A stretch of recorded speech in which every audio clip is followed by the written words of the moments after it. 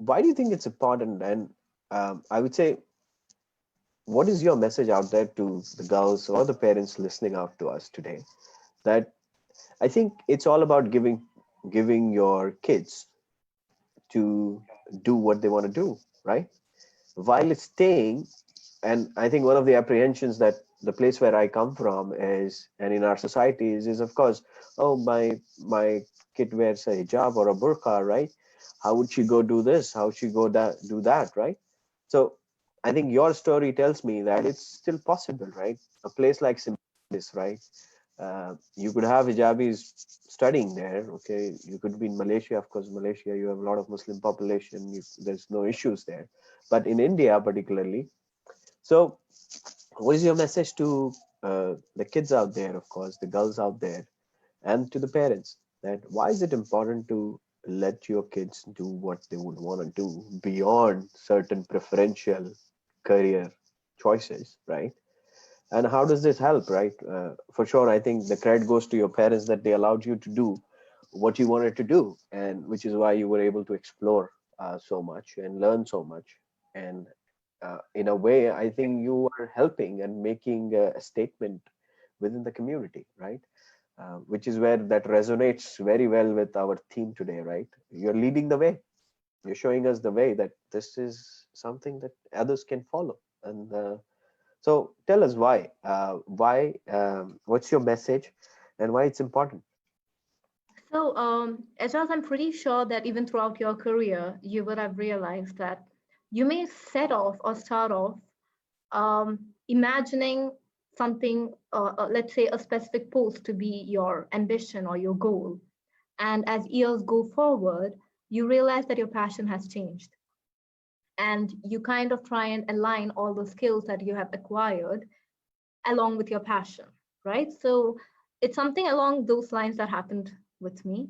I started with my BBA because I was sure that it's into business that I would eventually like to step into.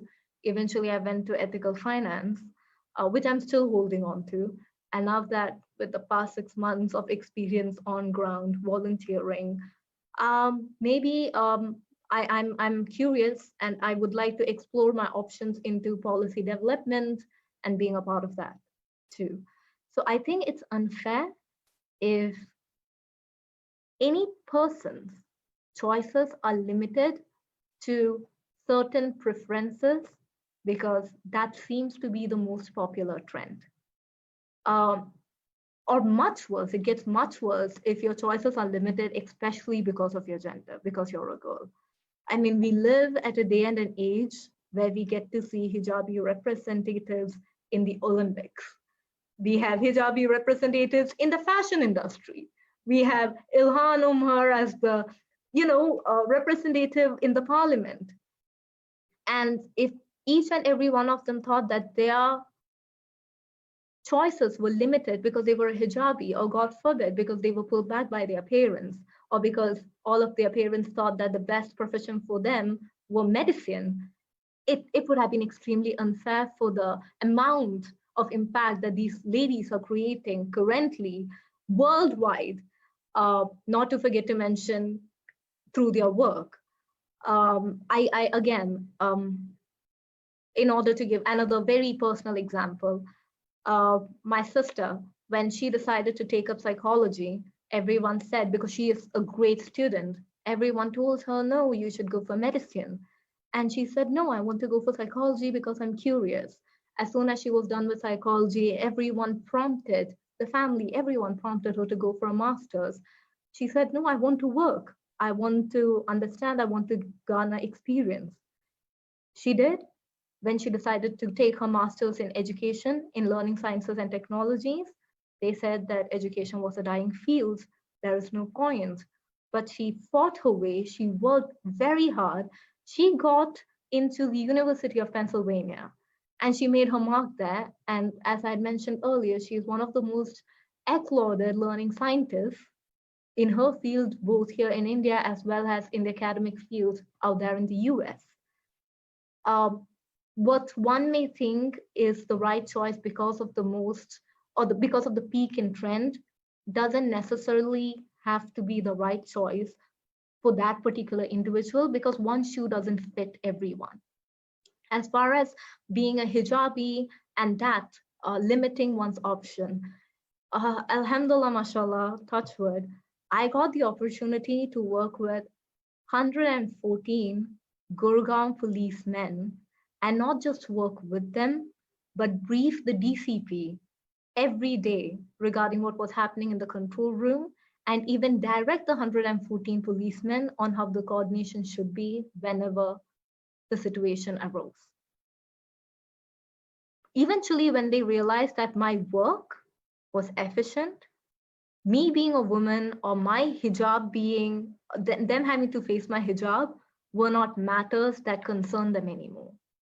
So, and we are at a day and age where representation is of so much importance. So I would actually urge all the girls, if you think you're good at something, you want to take up social work, you want to join mass media, you want to join journalism, please do. Go for the most unconventional options possible, knowing very well that you will have to work extremely hard, because everyone who surrounds you wanted you to do something. And you have to survive this. You have to work hard and survive this and set an example to others, to other girls who aspire to do something that is different from the convention. And to the parents, what I would say is the best gift that you can give your children is the education that communicates to them that actions have consequences and you have to act well so you are ready to bear with the consequences. You could, like, parents can only, unfortunately, for both the children as well as the parents, can unfortunately only keep protecting the kids up until a certain age. After a certain age, let's say, let's call it 18, the kids grow up to become their own individuals. And at that point, what they really need clarity about is that they could work hard and they could fall, but that is okay, as long as they get up and they're willing to face the consequences and work hard further. I don't think that is the best gift any parent can give their child. And again, I understand when you're letting your kids go and make their own decisions, and when it seems like that decision is really bad for them, it's difficult for you to hold back and see your kids failing and falling down and getting hurt. I understand that's a difficult learning curve for parents. But I would, well, because I am talking to the Muslim community here, parents, I would tell you, stay strong then. And remember, your kids are amanats given to you by Allah. If you were to limit their scope, you're doing that amanat that Allah has entrusted upon you injustice. So let it fly. And whatever the consequences, teach them to bear through the worst storms. Whatever the consequences, they will get up and they will learn just as you did when you were their age. Hey, interesting.